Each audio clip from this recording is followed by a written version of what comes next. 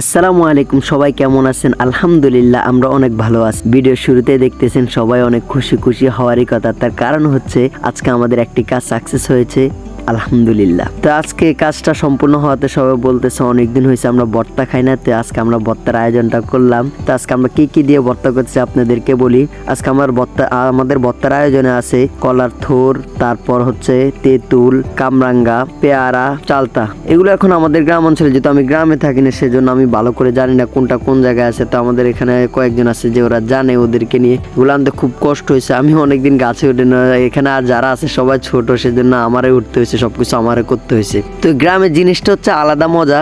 আপনারা যারা গ্রামে থাকেন, যারা গ্রামে আসা যাওয়া করেন তারাই জানে যে ভর্তা অনেক রকমের খাওয়া যায়, কিন্তু গ্রামে যখন আসি সবার সাথে ভর্তা বানানো হয় সেই জিনিসটা হচ্ছে আলাদা মজা। আপনি লাস্ট কবে এভাবে সবার সাথে মজা করে ভর্তা বানাইছেন কমেন্টে বলে যাবেন অবশ্যই। আর আরেকটান কথা, আঙ্গ নোয়াখালী ভাষায় এটারে বানানি কয়। সবাই ভালো থাকবেন, সুস্থ থাকবেন, নিজের দিকে খেয়াল রাখবেন, আমাদের জন্য দোয়া করবেন। আসসালামু আলাইকুম রহমতুল্লাহ।